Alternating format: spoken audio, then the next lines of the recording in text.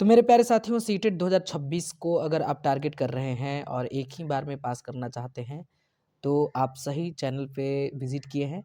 मेरे प्यारे साथियों, आज के इस वीडियो में हम लोग एक ही वीडियो में संपूर्ण हिंदी को कवर करने वाले हैं। अगर आपका सीटेट पेपर 1 हो या सीटेट पेपर 2 हो, दोनों, ख़ास करके सीटेट पेपर 2 वाले ज़रूर देखें, ठीक है?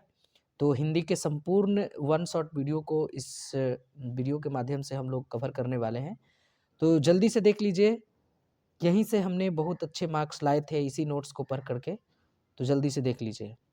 तो चलिए अब वीडियो को शुरू करते हैं। तो देखिए, हिंदी भारत की एक राजभाषा है, ठीक है? ना कि मेरे प्यारे साथियों राष्ट्रभाषा है। भारत की राष्ट्रभाषा कोई नहीं है, बल्कि राज्य भाषा है हिंदी, और राजभाषा ही और ऑफ़िशियल लैंग्वेज बाकी हो सकते हैं, ठीक है? और संविधान की 8वीं अनुसूची में आप सभी लोगों को पता है कि 22 भाषाओं को शामिल किया गया है। जिसमें असमिया है, बांग्ला है, गुजराती है, हिंदी है, कन्नड़ है, कश्मीरी है, कोंकणी है, मलयालम है, मणिपुरी है, मराठी है, नेपाली है, ओडिसी है, पंजाबी है, संस्कृत है, सिंधी है, तमिल है, तेलुगु है, उर्दू है, बोडो, संथाली, मैथिली और डोगरी। इन भाषाओं को मेरे प्यारे साथियों संविधान की 8वीं अनुसूचियों में शामिल किया गया है। अब मेरे प्यारे साथियों, शास्त्रीय भाषा कौन-कौन है? देखिए, हालाँकि 5 और जुड़े हैं। देखिए, तमिल है, संस्कृत है, कन्नड़ है, तेलुगु है, मलयालम है और उड़िया है। लेकिन 5 भाषाओं को और शास्त्रीय भाषाओं में शामिल किया गया है। आप लोग कमेंट्स करके हमें बता दीजिएगा कि वो कौन-कौन है, ठीक है? तो चलिए अब हम लोग यहाँ से शुरू करते हैं, राइट टू एजुकेशन। देखिए, आरईटी यानी राइट टू एजुकेशन मातृभाषा के माध्यम से अधिगम की अनुशंसा क्लास 8 तक करता है। कहता है कि मातृभाषा में ही मेरे प्यारे साथियों अधिगम हो। तो क्लास 8 तक कम से कम मातृभाषा में ही अधिगम का अनुशंसा करता है, राइट टू एजुकेशन, ठीक है? भाषा की शिक्षा की अवधारणाएँ, देखिए क्या-क्या भाषा की शिक्षा की अवधारणाएँ हैं, इसको हम लोग देखेंगे। तो देखिए, चुनौतीपूर्ण अवधि की परिकल्पना, और उसके बाद दूसरा है बोधगम्य निवेश, तीसरा है सकारात्मक पूर्ण बलम। अब मेरे प्यारे साथियों, अब इसमें हम लोग देखिए, अब हम लोग पढ़ने वाले हैं भाषा अधिगम और अर्जन, ठीक है? भाषा अधिगम और अर्जन। तो कहने का मतलब होता है कि भाषा अर्जन क्या होता है और भाषा अधिगम क्या होता है। इन दोनों में आप लोगों को माइनर डिफरेंस समझ में आएगा। देखिए, भाषा अर्जन क्या होता है? तो भाषा अर्जन एक ऐसी प्रक्रिया है जिसके अंतर्गत बच्चा अपने आप आस-पास के जो है वातावरण, परिवार में रहकर इनसे सीखता है, ठीक है? तो जो भाषा कोई बच्चा वातावरण, आस-पास के जो एनवायरनमेंट है या परिवार है, अगर उसमें रहकर कोई भाषा सीखता है, तो भाषा अर्जन कर रहा है, ठीक है? भाषा अर्जन कर रहा है, तो ये भाषा अर्जन हो गए। वह दूसरे का अनुकरण करके सीखेगा भाषा अर्जन में, ठीक है? प्राकृतिक प्रक्रिया मेरे प्यारे साथियों भाषा अर्जन होता है। इसके लिए कोई औपचारिक साधन की आवश्यकता नहीं पड़ती है, और यह एक प्रकार का मातृभाषा का क्षेत्रीय भाषा आप लोग कह सकते हैं कि होता है। यानी नेचुरल तरीके से जो बालक अपने घर में रह कर के अपने पास-पड़ोस, आस-पास के एनवायरनमेंट, दोस्तों के साथ, ठीक है? या कह सकते हैं कि अपने फैमिली परिवार में रह कर के जो भाषा सीखता है, वो प्राकृतिक प्रक्रिया के द्वारा द्वारा जो सीखता है, वही आपका भाषा मेरे प्यारे साथियों अर्जन होता है, ठीक है? इसमें क्या होता है कि बच्चा अनुकरण करता है, दूसरा का नकल करना शुरू कर देता है। अब मेरे प्यारे साथियों, भाषा अर्जन से संबंधित महत्वपूर्ण पॉइंट्स को अब हम लोग देखेंगे। देखिए, भाषा अर्जन की प्रक्रिया सहज और स्वाभाविक होती है। बिल्कुल, आप अपने फैमिली में रह करके अपने माता-पिता के बातों को, अपने माता-पिता को भाषा को अगर सीखते हैं, तो भाषा अर्जन की श्रेणी में आता है, और वो मेरे प्यारे साथियों बिल्कुल बच्चों के लिए सहज होता है। क्योंकि बचपन में आप लोग भी सीखे होंगे, तो बचपन में आप सीखे थे तो क्या आपको कठिन लगा था? नहीं। हम खुद सीख गए थे, आप खुद सीख गए थे चीज़ों को, और कोई ग्रामर वगैरह सीखने का कोई ज़रूरत नहीं था, ठीक है? अर्जन में और क्या चीज़ों को देखना होता है? देखिए, इसमें किसी व्याकरण की आवश्यकता नहीं होती है, बात सही है। हम हों या आप हों या तमाम बच्चे हों, अगर अपने एनवायरनमेंट से, अपने जो क्षेत्र है, अपने जो आस-पड़ोस है, अपने जो फैमिली में रह कर के जो भाषा सीखते हैं, क्या उन भाषाओं के लिए हम लोगों को किसी प्रकार का व्याकरण की आवश्यकता हुआ था? नहीं हुआ था। तो भाषा अर्जन में किसी प्रकार का व्याकरण का ज़रूरत नहीं होता है, आवश्यकता नहीं होता है। भाषा अर्जन में सर्वाधिक महत्व परिवार और समाज का होता है। जी बिल्कुल। भाषा अर्जन में जो हम लोगों का परिवार होता है, हम लोग अपने परिवार का अनुकरण करके सीखते हैं, भाषा अर्जन करते हैं, तो वो भाषा अर्जन कहलाता है। या अपने समाज से जो हम लोग भाषा सीखते हैं, वो भाषा अर्जन कहलाता है। ठीक है? तो अब हम लोग भाषा अधिगम देख लेते हैं कि भाषा अधिगम क्या होता है।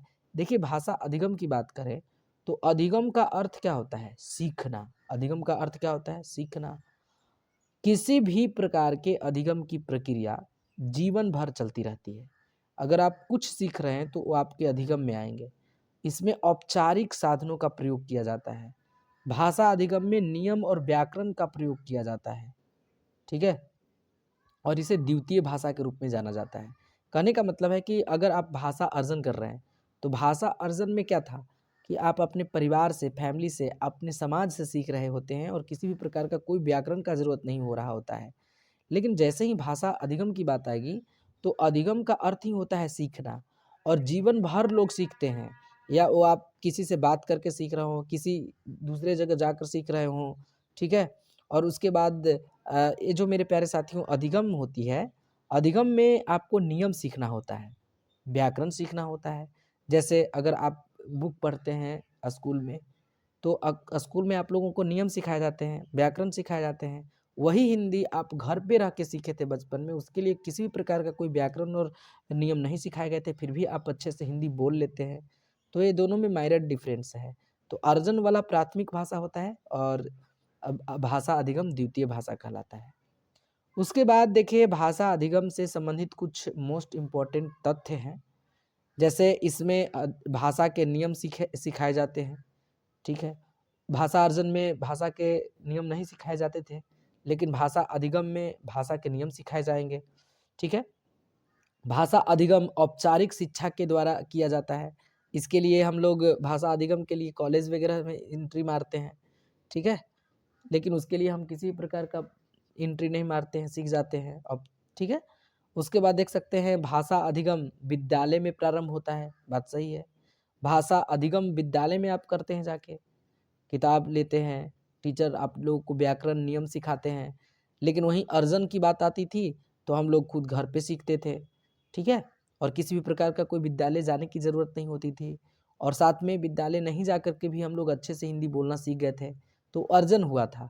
और भाषा अधिगम में आप लोग को विद्यालय से ही शुरू होता है, नियम और व्याकरण वहीं सिखाए जाते हैं। उसके बाद भाषा अधिगम में बच्चों को प्रथम मतलब प्रयास करना पड़ता है। ठीक है? पहला अगर देखें तो बच्चों को प्रयास करके सीखना होता है। तो ये भाषा अधिगम का एग्ज़ाम्पल हो गया। क्योंकि हम लोग जाते हैं स्कूल जाते हैं, तो स्कूल जाने के बाद वहाँ के टीचर्स जो होते हैं, चाहे आप हिंदी में अधिगम कर रहे हों, इंग्लिश कर रहे हों या किसी भी तरह से कर रहे हों, तो अर्जन वाला में हम लोग को किसी तरह का कोई नियम कानून नहीं सिखाया गया था। घर पे हम लोग को पापा-मम्मी कोई नियम कानून नहीं सिखाए थे, फिर भी हम लोग हिंदी बोलना सीख गए थे। लेकिन वहीं वहीं पे अगर स्कूल में गए हैं हम लोग, तो हम लोगों को नियम और ग्रामर जो है रूल और डिकोरम्स दिए गए और इसको बोला गया है याद करके आइए, ठीक है? तो बच्चों को प्रयास करना पड़ेगा भाषा अधिगम में, प्रयास करके ही वो सीख सकते हैं, ठीक है? इसमें व्याकरण की आवश्यकता होती है, भाषा अधिगम के लिए आप लोगों को व्याकरण की ज़रूरत होती है, हम लोगों को व्याकरण की ज़रूरत होती है। भाषा अधिगम में शिक्षक, विद्यालय, पाठ्यक्रम, पाठ्य पुस्तकें, शिक्षण पत्तियाँ आदि की भूमिका रहती है, बात सही है। भाषा अधिगम करना है तो शिक्षक विद्यालय में हम लोगों को पाठ्यक्रम देते हैं, क्या सिलेबस है, उन सारे सिलेबसों को देते हैं। उस सिलेबस के अकॉर्डिंग हम लोगों को पुस्तक मिलता है, फिर इसको हम लोग पढ़ते हैं और एक सिस्टमैटिक तरीका से पढ़ने के बाद हम लोग भाषा को अधिग्रहित करते हैं। तो भाषा अधिगम और भाषा अर्जन में हम लोग देख लिए। देखिए, भाषा अधिगम के प्रकार भी होते हैं। जैसे देखिए, एक क्रियात्मक अधिगम होता है। तो क्रियात्मक अधिगम क्या होता है? क्रियात्मक अधिगम में सीखने के लिए क्रियाओं के स्वरूप और क्रियाओं की गति पर ध्यान दिया जाता है। हम लोग किस तरह से भाषा को सीख सकते हैं, इस पे ध्यान दिया जाता है। एक होता है शाब्दिक या वाचिक अधिगम। शाब्दिक या वाचिक अधिगम या सीखने में संकेतों, चित्र, शब्द, अंक ये सब के माध्यम से हम लोग जब सीखते हैं तो शाब्दिक या वाचिक अधिगम हो गया। ठीक है? तो अगर हम किसी भाषा को सीख रहे हैं, उस भाषा में अगर हम लोगों को संकेत के द्वारा के सिखाई जा रही है भाषा, या शब्दों को पढ़ कर के सिखाई जा रही है, या अंकों को दे करके भाषा को सिखाई जा रही है।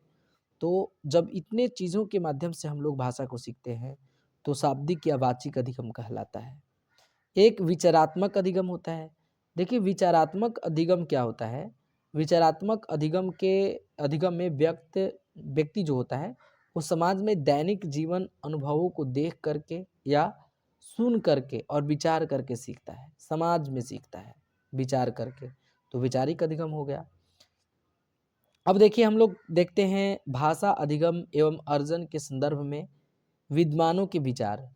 देखिए, भाषा अधिगम और अर्जन के संदर्भ में क्या-क्या लोग क्या बोले हैं, कौन-कौन से विद्वान क्या बोले हैं, यहाँ से क्वेश्चन आते हैं। जैसे एक लेव वाइगोस्की हैं, वैज्ञानिक हैं, और लेव वाइगोस्की के अनुसार क्या होता है कि बच्चों की भाषा समाज के साथ संपर्क का ही परिणाम है। वाइगोस्की का कहना है कि बच्चों की जो भाषा सीखी जाती है या बच्चे जो भाषा सीखते हैं, वो समाज में रह करके, समाज से संपर्क करके ही सीखते हैं, और उसी का परिणाम है कि बच्चे भाषा को सीख जाते हैं। तो ये लेव वाइगोस्की का कहना था। उसके बाद देखिए, जीन पियाजे भी आए हैं और इन्होंने भी भाषा अधिगम के बारे में और भाषा अर्जन के बारे में बताया है। तो जीन पियाजे का कहना था कि भाषा परिवेश के साथ अंतःक्रिया के माध्यम से ही विकसित होती है। इनका कहने का मतलब है कि जिस तरह की इन्वायरमेंट में आप रहिएगा, खुद ब खुद सीख जाइएगा भाषा। तो जीन पियाजे का कहना यह था। उसके बाद चॉम्स्की थे, लेव चॉम्स्की, ठीक है। भाषा अर्जन की क्षमता बालकों में जन्मजात होती है। इनका कहना था चॉम्स्की का कि भाषा अर्जन करने की जो क्षमता होती है, वो बच्चों में जन्मजात होती है, और वह भाषा की व्यवस्था को पहचानने की शक्ति के साथ पैदा होता है। कि हम लोग बच्चा, मतलब इनका कहना था चॉम्स्की का कि भाषा मतलब जन्मजात ही वो बालक के अंदर होता है कि भाई ये भाषा में हम जन्म रहे हैं, तो ये भाषा हमको सीख जाना है। तो ये तीनों वैज्ञानिक का नाम सुन लिया, क्या विचार थे वो देख लिए हैं। भाषा शिक्षण के सिद्धांत। देखिए, अब सिद्धांत क्या है? अनुबंध के सिद्धांत या साहचर्य का सिद्धांत। शैशवा अवस्था में बच्चे किसी शब्द की पहचान किसी वस्तु या व्यक्ति से उस शब्द का साध्य स्थापित करके सीखता है। कहने का मतलब है, जब बच्चा शैशवावस्था में होता है, तो बच्चों में किसी शब्द की पहचान करने की, वस्तु को देख करके या व्यक्ति के से उस वस्तु का साधर्थ स्थापित करके सीख जाता है। ठीक है। अनुकरण का सिद्धांत। देखिए, भाषा शिक्षण में एक अनुकरण का नियम आता है। तो अनुकरण का सिद्धांत क्या कहलाता है? इस सिद्धांत का प्रयोग बालक के आरंभिक शिक्षा में प्रभावी होता है, और इसमें क्या होता है कि इसके अंतर्गत बालक अपने परिवार, समाज, दोस्त, ये सब के अनुकरण करता है, मतलब नकल करता है, और नकल करके सीखता है। और इस तरह के अधिगम में भाषा का गुण दोस्त, समाज, परिवार आदि पर निर्भर करता है। अगर बच्चा अच्छे परिवेश में रह रहा है, अच्छे समाज में रह रहा है, तो अच्छा अनुकरण करेगा। अगर बुरे परिवेश में रह रहा है, तो बुरा अनुकरण करेगा। अनुकरण का मतलब होता है नकल करना। नकल करके बच्चा सीखता है, तो इसको हम लोग अनुकरण कहते हैं। उसके बाद मेरे प्यारे साथियों, अनुकरण एवं रुचि का सिद्धांत या पूर्ण बलन का सिद्धांत। देखिए, ये भी सिद्धांत है। किसी कार्य की सफलता हमें अभिप्रेरित करती है कि हम और बहुत ही काम, मतलब बेहतर काम करें, और किसी काम की सफलता इस बात पर निर्भर करती है कि हम उस कार्य में कितनी रुचि लेते हैं। अगर किसी को किसी काम करने में रुचि है, तो वो अच्छा से सीख सकता है भाषा को, या वो काम को अच्छा से कर सकता है। अगर किसी को किसी काम करने में रुचि ही नहीं है, तो उस काम को नहीं कर सकता है अच्छा से। अर्थात बालक का शिक्षा के प्रति रुचि और उत्साह उसे सीखने के लिए प्रेरित करता है। ठीक है। शिक्षण संबंधित पाठ्य सामग्री, पाठ्य वस्तु आदि का निर्माण व चयन बच्चों के रुचि के अनुसार होना चाहिए एवं उसे सदैव सीखते रहने के लिए अभिप्रेरित करते रहना चाहिए। उसको मोटिवेशन देना चाहिए एक तरह से कि सीखिए, अगर आप सीखते हैं तो ये फायदा होगा, वो फायदा होगा, इस तरह से उनको मोटिवेट करते रहना चाहिए। क्रियाशीलता का सिद्धांत। देखिए, भाषा अर्जन और सिद्धांत में एक क्रियाशीलता का सिद्धांत आता है।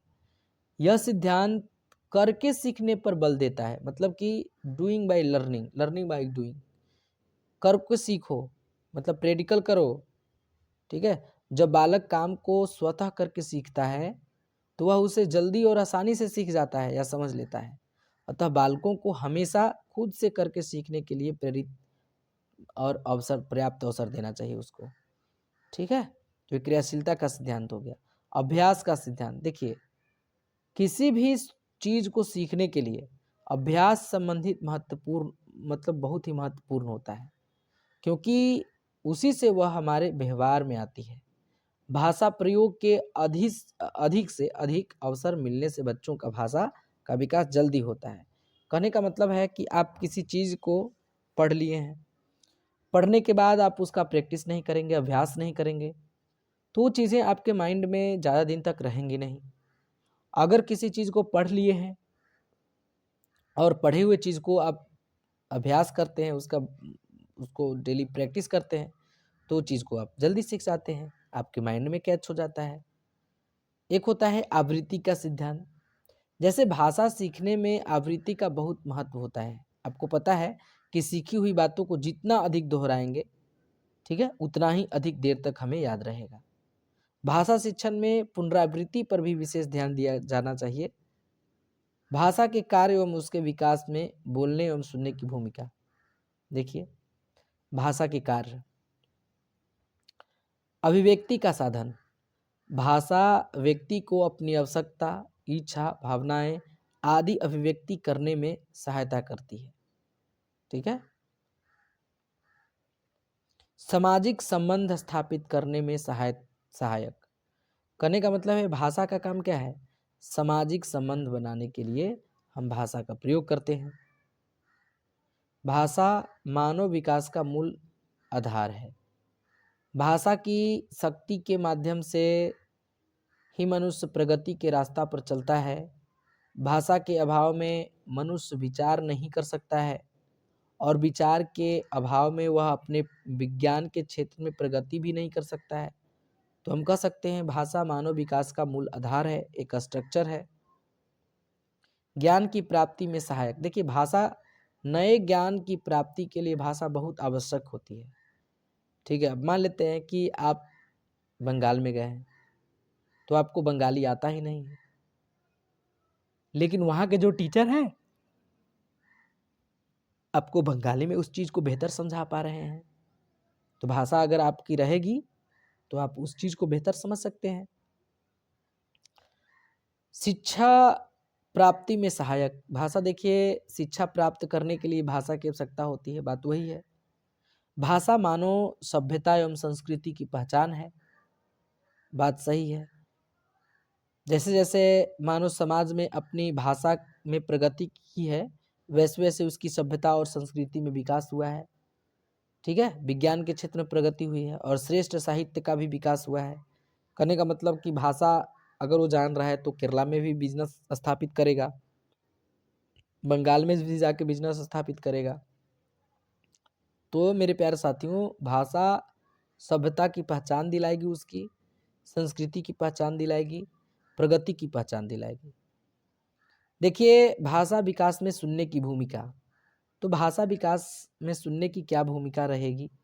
तो बच्चा अपने परिवार तथा समाज के लोगों को बोलते हुए सुनता है तथा उसका अनुकरण करता है और बोलने की कोशिश करता है। तो बात सही है कि भाषा विकास में सुनने की भी भूमिका महत्वपूर्ण मानी जाती है, क्योंकि अगर कोई छोटा बालक है तो बच्चा अपने परिवार, समाज के लोगों को बोलते हुए सुनता है और उसका अनुकरण करता है, मतलब नकल करता है और उसी तरह से बोलने की कोशिश करता है। ठीक है, सुनने के माध्यम से मतलब बच्चों में शुद्ध उच्चारण करने के कौशल का विकास होता है। सुनने के माध्यम से ही बच्चा बोलने में आने वाली उच्चारण संबंधित अशुद्धियों को दूर करने में सफल हो जाता है।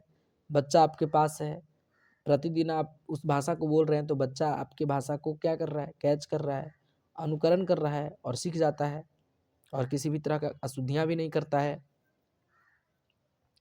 उसके बाद देखिए, सुनने के माध्यम से बच्चा दूसरों की भावनाओं, विचारों को जान जाता है।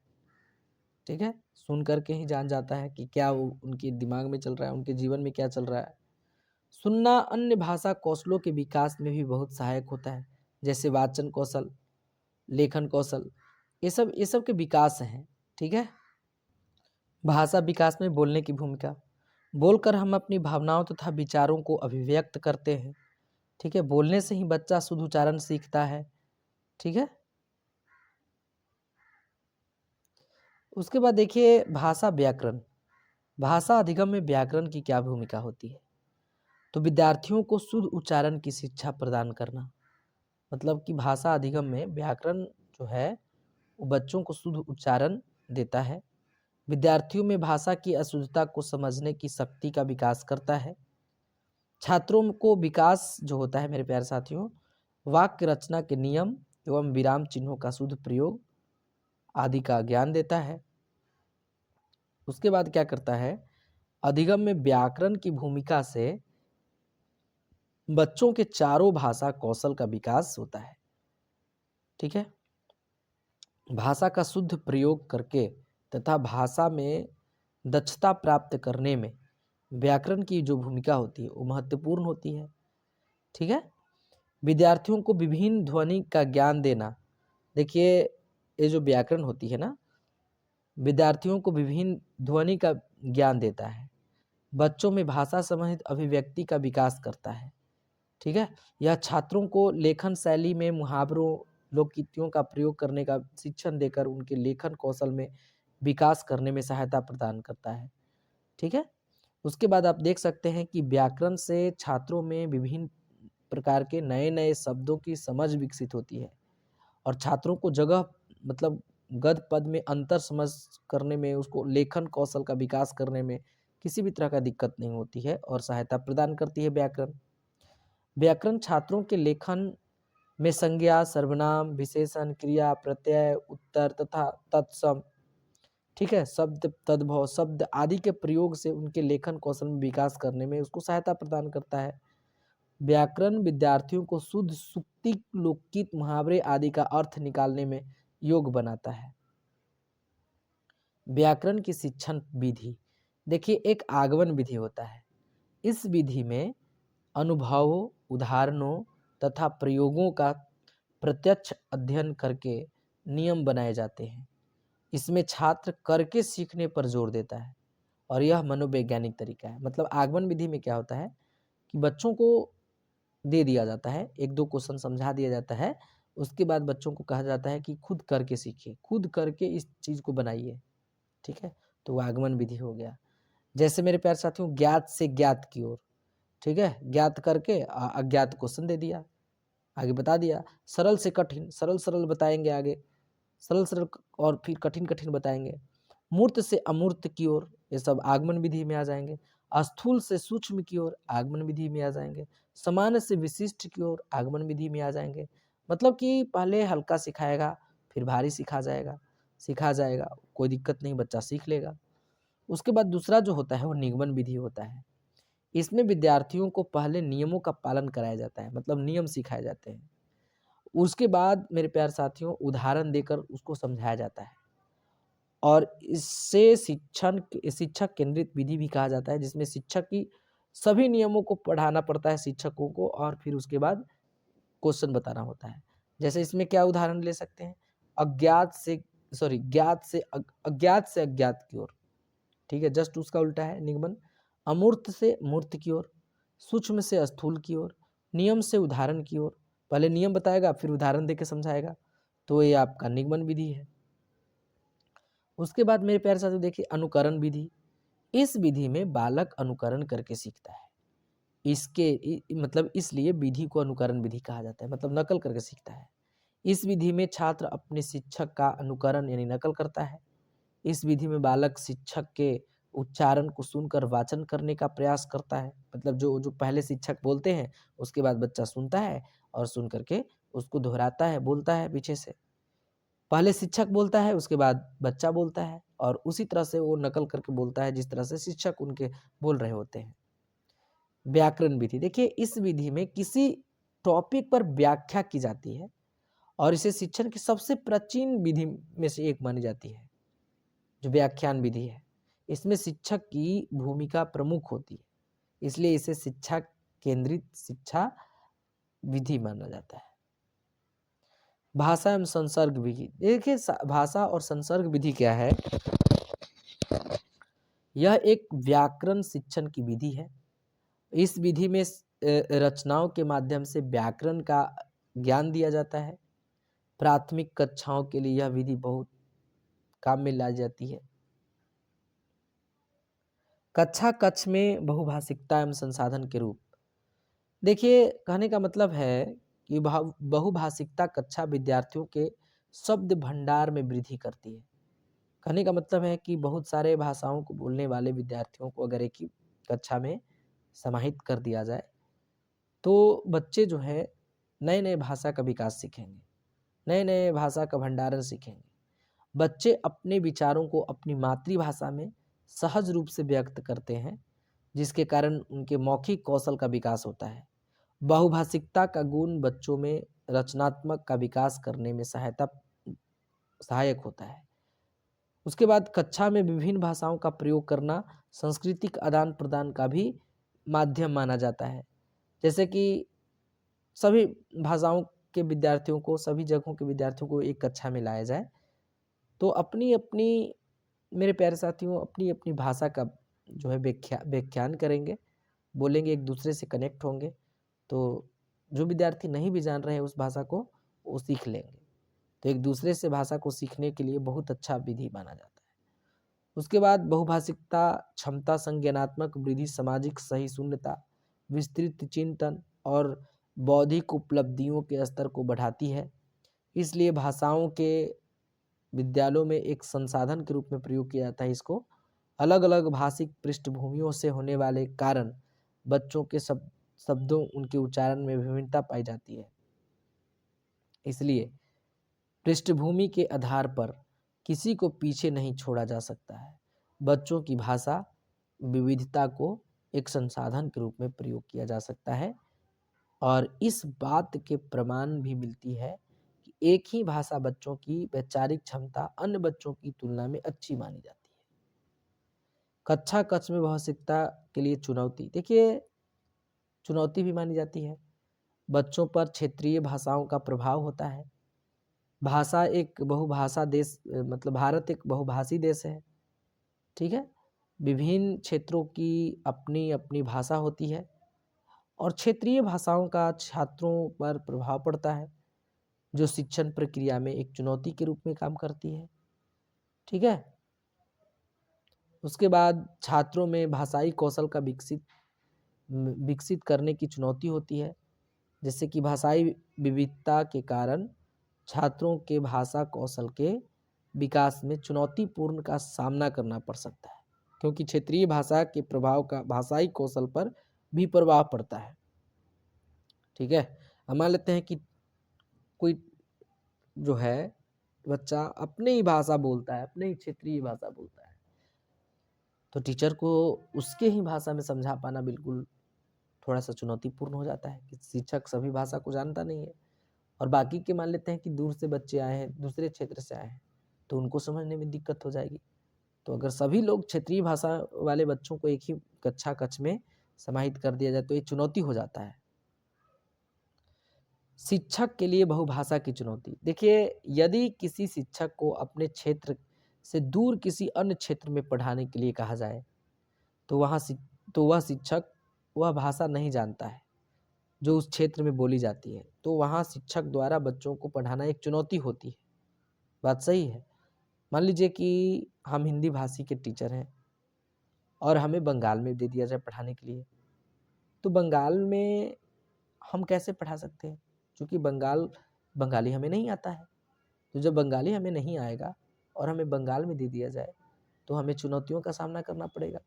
बात अलग है कि हमें ट्रेनिंग दी जाएगी उसके बारे में, लेकिन हम उतना परफेक्ट नहीं पढ़ा सकते हैं ना जितना परफेक्ट कोई बंगाली टीचर पढ़ा देंगे उन बच्चों को, क्योंकि वो बच्चे क्षेत्रीय हैं, उनकी क्षेत्रीय भाषा है। तो कहीं ना कहीं ये शिक्षक के लिए भी बहुभाषा की चुनौती हो जाती है। उसके बाद भाषा के प्रति बच्चों की रुचि और योग्यता का अभाव, देखिए भाषा शिक्षण की समस्याओं में से एक समस्या यह है कि छात्रों के प्रति रुचि और प्रवृत्ति की कमी होती है। जिससे भाषा शिक्षण का कार्य अधिक चुनौतीपूर्ण हो जाता है। क्योंकि अगर आप दूसरे भाषा के टीचर हैं और आप उसके भाषा को नकल करके पढ़ा तो देंगे, लेकिन आप उतना इंटरेस्टिंग उस पॉइंट को नहीं बना पाएंगे जितना बाकी के उस भाषा के बोलने वाले टीचर बना देंगे। तो बच्चों को वहाँ पे क्या लगेगा, चुनौती, मतलब बच्चों को सीखने में मन नहीं लगेगा और बच्चा उबाऊ करने लगेंगे। अधिक भीड़ भाड़ वाली कक्षाएं, देखिए अधिक भीड़ भाड़ वाली कक्षाएं आमतौर पर शिक्षक की भाषा को प्रभावी ढंग से पढ़ाने की क्षमता को कम कर देती है और शिक्षार्थियों को भाषा शिक्षण को प्रभावित करती है। तो बहुत भीड़ भाड़ भी नहीं होनी चाहिए, कक्षा एकदम लिमिटेड सीट होनी चाहिए। अध्ययन सामग्री की कमी, देखिए यह भाषा विधि वाली कक्षा में भाषा शिक्षण के लिए अध्ययन की सामग्री की एक समस्या है। ठीक है। भाषा कौशल, देखिए भाषा कौशल क्या होता है, भाषा जो होता है, मनुष्य एक सामाजिक प्राणी है और समाज में अन्य व्यक्तियों से वो संप्रेषण स्थापित करने के लिए वह बोलकर या लिखकर अपनी भाषा एवं विचारों को अभिव्यक्त करता है तथा सुनकर या पढ़कर दूसरों के विचारों को ग्रहण करता है। इस प्रकार भाषा के दो अभिज्ञात्मक कौशल हैं, बोलना और लिखना। इन दोनों माध्यमों से हम अपने विचारों को व्यक्त कर सकते हैं और भाषा के दो ही ग्रहणात्मक कौशल, सुनना और पढ़ना, इन दोनों के माध्यम से हम दूसरे के विचारों को या उनकी बातों को ग्रहण कर सकते हैं और भाषा से संबंधित इन चारों क्रियाओं के प्रयोग करने की क्षमता को भाषा कौशल कहा जाता है। तो भाषा कौशल एक ऐसी चीज़ होती है, इफेक्ट डालती है चीज़ों को। ठीक है। इनका विकास एवं इनमें दक्षता प्राप्त करना ही भाषा शिक्षण का उद्देश्य होता है। भाषा शिक्षण के लिए आवश्यक चारों कौशल एक दूसरे से अंतः संबंधित होता है। प्रत्येक कौशल का विकास किसी न किसी रूप में एक दूसरे पर निर्भर करता है। भाषा चारों कौशल क्रम से नहीं सीखे जा सकते हैं, बल्कि सभी एक साथ सीखे जाते हैं। जैसे बच्चा सुनने के साथ साथ बोलना भी सीख लेता है और पढ़ने के साथ साथ लिखना भी सीख लेता है। भाषा कौशल को 4 प्रकारों में विभाजित किया गया है। ऋण कौशल, देखिए श्रवण कौशल, ऋण कौशल नहीं, श्रवण कौशल, सुनकर अर्थात ग्रहण करने की कौशल होती है। एक होता है वाचिक या मौखिक अभिव्यक्ति कौशल, मतलब विचारों को बोलकर व्यक्त करने की जो कौशल होती है वो वाचिक कौशल होती है। पठन कौशल या लेखन कौशल, देखिए पठन कौशल पढ़कर के ग्रहण करने की कौशल होती है। लेखन कौशल विचारों को लिख कर के ग्रहण करने की कौशल होती है। श्रवण कौशल क्या होता है, श्रवण का मतलब होता है सुनना। भाषा को श्रवण कौशल के माध्यम से ग्रहण किया जाता है। केवल सुनना मात्र ही श्रवण कौशल नहीं है, बल्कि वक्ता या प्रवक्ता की बात को सुनकर उसके अर्थ को उसी प्रकार ग्रहण करना जिस प्रकार वो बात अभिव्यक्त की जा रही है, श्रवण कौशल कहलाता है। वाचन कौशल यानी बोलना, वाचन का मतलब क्या होता है, बोलना। अपने बात या विचारों को दूसरे के सामने प्रकट या अभिव्यक्त करना वाचन कौशल कहलाता है। वाचन कौशल तभी प्रभावी माना जाएगा जब हम अपनी बात या विचारों को इस प्रकार से अभिव्यक्त करें कि सुनने वाला हमारी बात को अच्छे से समझ पाए और उस पर उसका प्रभाव हो। तो ये एक अच्छे वचन और कौशल का उदाहरण है। पठन कौशल क्या है, किसी विषय को पढ़कर उसके अर्थ को ग्रहण करना पठन कौशल कहलाता है। श्रवण की अपेक्षा पठन कौशल से स्थायी ज्ञान की प्राप्ति होती है। ठीक है। पठन 2 प्रकार के होते हैं, एक सस्वर पठन होता है और दूसरा मौन पठन होता है।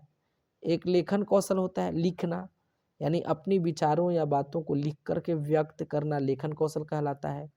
इस कौशल में भाषा को स्थायित्व दिया जाता है और इससे वर्तनी या शुद्धता को अधिक महत्व दिया जाता है। रीडिंग के प्रकार, देखिए स्कीमिंग रीडिंग होता है, जब पाठक पाठ्य सामग्री का केंद्रीय भाव तथा सार खोजने के लिए तेजी से पढ़ता है और लेखक के उद्देश्य तथा लिखने की व्यवस्था को समझना चाहता है तो यह प्रक्रिया स्कीमिंग रीडिंग होता है, अंतर्गत आता है। न्यूज़पेपर क्या होता है? एकदम सरासरी निगाहों से नहीं देखते, बिल्कुल है देख लिए खत्म, 2 मिनट में पेपर खत्म कर देते हैं, तो ये आपका स्कीमिंग रीडिंग होता है। स्कैनिंग क्या होता है? यह पाठक किसी विशेष जानकारी को प्राप्त करने के लिए वाक्यों को जल्दी से पढ़कर पार कर जाता है, तो स्कैनिंग होता है। मान लेते हैं कि सीटेट का एग्ज़ाम 8 तारीख से है, तो पेपर लिए हम, तो स्कैनिंग करेंगे हम, 8 तारीख वाला सीटेट के बारे में खोजेंगे, तो शुरू वाला पन्ना में उतना हम डिटेल से नहीं सारी चीज़ों को देखेंगे, एकदम देखेंगे सीटेट कहीं लिखा हुआ है कि नहीं, सीटेट कहीं लिखा हुआ है कि नहीं, पेज पलट देंगे, फिर सीटेट कहीं, जब तक सीटेट नहीं मिल जाता है तब तक हम देखते रहते हैं, पन्ना जल्दी जल्दी पलट देते हैं, तो वही स्कैनिंग हो गया।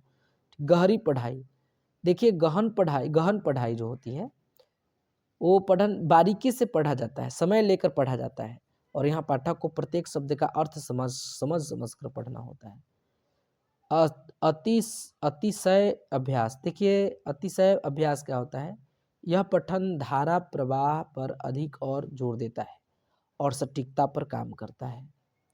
लेखन का प्रक्रिया उपागम, देखिए प्रक्रिया उपागम बच्चों में लेखन कौशल के विकास के लिए लेखन का प्रक्रिया उपागम सहायक होता है। इसमें बच्चे क्रमबद्ध तरीके से सीखते हुए लेखन कौशल में दक्ष बनते हैं। इसको लेकर के इसके लिखने के द्वारा लिखना सीखना कर सकते हैं। उसके बाद देखिए BICS यानी बेसिक इंटरपर्सनल कम्युनिकेशन स्किल, बुनियादी अंतर व्यक्ति संप्रेषण कौशल। डेली यूज में आने वाली लैंग्वेज को कहते हैं इसे CALP यानी कॉग्निटिव एकेडमिक लैंग्वेज प्रोफिशिएंसी, यह फार्मूला लैंग्वेज होती है और यह स्कूल में चलती है, फॉर्मल लैंग्वेज होती है। भाषा शिक्षण में मूल्यांकन क्या होता है?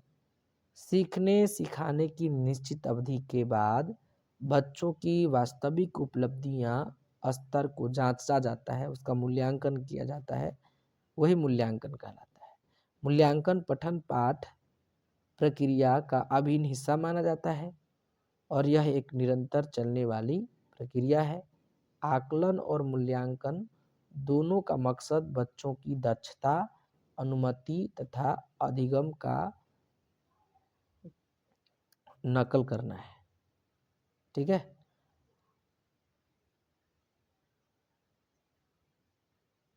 उसके बाद आप समझ सकते हैं कि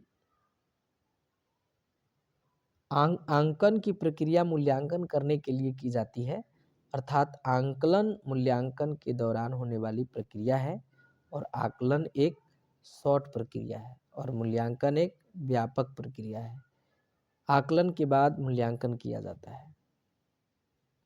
मूल्यांकन का उद्देश्य, देखिए बच्चों में अपेक्षित व्यवहार एवं आचरण परिवर्तन की जांच करने के लिए मूल्यांकन किया जाता है। बालकों की भोक्ताओं, कुशलताओं, रुचियों आदि का पता लगाना और उनके अनुसार शिक्षण विधि को अपनाना। ठीक है, उसके बाद इससे अध्ययन और अध्यापन दोनों का मापन किया जाता है। विद्यार्थियों के भाषाई कौशलों की प्राकृतिक आकलन किया जाता है। बालकों के छहमुखी विकास की निरंतर गति प्रदान करता है। उपचारणात्मक शिक्षण प्रदान करता है। विद्यार्थियों का सतत मूल्यांकन करने के लिए भाषा शिक्षण में आने वाली कठिनाइयों को दूर करता है। बच्चों की अधिगम में होने वाली कठिनाइयों का पता लगाना और उन्हें करने के लिए सही रणनीति बनाने पर जोर देती है। मूल्यांकन का महत्व क्या होता है? तो शिक्षण के उद्देश्यों की प्राप्ति में सहायता करता है, बच्चों को अध्ययन की ओर अग्रसित करता है, बच्चों की कमजोरियों को जानने में सहायता प्रदान करता है। ठीक है, बच्चों की प्रगति में सहायता प्रदान करता है, शैक्षणिक और व्यावसायिक मार्गदर्शन में सहायक प्रदान करता है। मूल्यांकन के प्रकार, देखिए एक रचनात्मक या निर्माणात्मक मूल्यांकन होता है। बच्चों की लगातार प्रतिष्ठित यानी फीडबैक के लिए रचनात्मक मूल्यांकन सहायक होता है। रचनात्मक मूल्यांकन से अध्यापक पढ़ाते समय यह जांच करते हैं कि बच्चों ने ज्ञान को कितना अर्जित किया है। रचनात्मक मूल्यांकन पाठ के बीच में किया जाता है, ठीक है। उसके बाद निदानात्मक मूल्यांकन होता है। बच्चों को अधिगम के दौरान होने वाली कठिनाइयों का पता लगाना और उन कठिनाइयों के कारण का पता लगाना निदानात्मक मूल्यांकन कहलाता है। उसके बाद योगात्मक मूल्यांकन होता है। देखिए, भावात्मक मूल्यांकन सत्र के अंत में होता है, योगात्मक मूल्यांकन सत्र के अंत में होता है। अध्यापक द्वारा पढ़ाने के बाद में देखना कि बच्चों ने ज्ञान को कितना ग्रहण किया है, योगात्मक मूल्यांकन कहलाता है, ठीक है। जैसे कि पाठ को पढ़ाने के बाद जब अध्यापक बच्चों से प्रश्न करता है तो वह योगात्मक मूल्यांकन कहलाता है। बच्चों की भाषा का आकलन करने के लिए उचित तरीके, तो क्या तरीके हैं? बच्चों के द्वारा विभिन्न संदर्भों में भाषा प्रयोग के अवसर देना। उसके बाद क्या होगा? बच्चों से प्रश्न पूछना और पढ़ी गई सभी सामग्री पर उनके प्रतिक्रिया व्यक्त करना। उसके बाद बच्चों से उनके अनुभवों को लिखवाना। सुनी गई कहानी को बच्चों से अपने शब्दों में लिखने के लिए कहना। बच्चों के भाषा प्रयोग का अवलोकन करना। बच्चों को चित्र वर्णन और प्रश्न पूछने की अवसर देना। उसके बाद देखिए, पोर्टफोलियो क्या होता है? तो पोर्टफोलियो एक प्रकार की फाइल होती है जिसमें किसी बच्चों के एक निश्चित अवधि में किए गए कार्यों का संग्रह को रखा जाता है, जिसमें बच्चों की उपलब्धियों की प्रगति और कमियों को भी रखा जाता है। पोर्टफोलियो से बच्चों की महत्वपूर्ण जानकारियां मिलती है, ठीक है, जैसे व्यक्तिगत, पारिवारिक, शैक्षणिक, सांस्कृतिक और सामाजिक जानकारियां, ये सब पोर्टफोलियो के माध्यम से मिलती है। उसके बाद बता दूं कि बच्चों के पोर्टफोलियो बनाने के उद्देश्य होता है कि इसकी सहायता से उनका मूल्यांकन करना आसान हो जाता है। बस। समग्र और सतत मूल्यांकन, देखिए, बच्चों के लिए निःशुल्क और अनिवार्य शिक्षा अधिनियम RTE 2009 के अनुसार CCE को प्रत्येक बच्चों की प्रारंभिक शिक्षा पूरी करने तक लागू किया जाता है। यानी CCE में सतत का अर्थ है कि बच्चों के सीखने में कहाँ कहाँ कमी रह गई है, जिसके आधार पर सीखने के सुधार के लिए शिक्षक उचित समय पर आवश्यक कदम उठा सकता है। साथ में यह भी पता लगा सकता है कि बच्चा सीखने में कहाँ कठिनाइयों का अनुभव कर रहा है। CCE के दूसरे घटक समग्र मूल्यांकन का अर्थ बच्चों में सर्वांगीण प्रगति के बारे में जानकारी प्राप्त करने से है। परीक्षण के प्रकार, देखिए, व्यक्तिगत परीक्षण, इस परीक्षण में एक समय केवल एक ही व्यक्ति का अध्ययन किया जाता है। मानवीकृत परीक्षण, ऐसे परीक्षण जो शिक्षा शास्त्रियों और मनोवैज्ञानिकों आदि विशेषज्ञों की सहायता से किए जाते हैं और एक बड़े लेवल पर प्रकाशित किए जाते हैं, तो उसको मानकीकृत कहते हैं। उसके बाद देखिए, उसके बाद अम्निष्ट परीक्षण होता है। ये परीक्षण परीक्षक के व्यक्तिगत निर्णय के आधार पर होता है। वस्तुनिष्ठ परीक्षण, यदि एक परीक्षण पर किसी परीक्षार्थी को अलग अलग परीक्षकों के द्वारा एक जैसे अंक प्रदान किए जाते हैं तो परीक्षण वस्तुनिष्ठ परीक्षण कहलाता है। निपुणता परीक्षण, देखिए, इस परीक्षण के द्वारा किसी विशिष्ट काम के संबंध में बच्चों की उपलब्धियों का माना जाता है, ठीक है। उपचारात्मक परीक्षण, तो देखिए, इसमें क्या होता है कि उपचारात्मक शिक्षण निदानात्मक परीक्षण के बाद आता है, क्योंकि नैदानिक परीक्षण के द्वारा पहले छात्रों की अधिगम में होने वाली कठिनाइयों की जानकारी प्राप्त की जाती है और उसके बाद उपचारात्मक शिक्षण के द्वारा उसे दूर करने का प्रयास किया जाता है। उसके बाद देखिए, उपचारात्मक शिक्षण का महत्व क्या होता है? तो बच्चों के सीखने के लिए दौरान आने वाली कठिनाइयों को दूर करने का प्रयास किया जाता है। बालकों के क्षमता को सही दिशा में मोड़ने में सहायता मिलती है। बालकों की व्यक्तिगत संबंधित समस्याओं का निराकरण होता है, ठीक है। उपचारात्मक शिक्षण से बच्चों के अविश्वास में वृद्धि होती है। छात्र द्वारा की जाने वाली त्रुटियों सुधार के साथ साथ भविष्य में होने वाले त्रुटियों से भी बचाव हो जाता है। शिक्षक रोचक, ठीक है, शिक्षण रोचक उद्देश्य पूर्ण पर प्रभावशाली बनाने में सहायता मिलती है। देखिए, इसके बाद मेरे प्यारे साथियों, जितने भी इसमें आपको थ्योरीज थे या पेडागोजीज जो होंगे वो सब के सब बन जाएंगे। लेकिन उसके बाद गद्यांश आता है, तो गद्यांश 15 नंबर का आता है। तो यहाँ से गद्यांश तो पढ़ करके आपके मतलब पठन कौशल पे निर्भर करता है कि आप किस तरह से पढ़ करके क्वेश्चन को डील कर रहे हैं। लेकिन बाकी के हिंदी के जितने भी पेडागोजी से क्वेश्चन आएंगे वो सब के सब बन जाएंगे। तो चलिए आज के लिए बस इतना ही, मिलते हैं हम लोग नेक्स्ट वीडियो में सीडीपी के मैराथन को लेकर के। तब तक के लिए अपना ध्यान रखिए।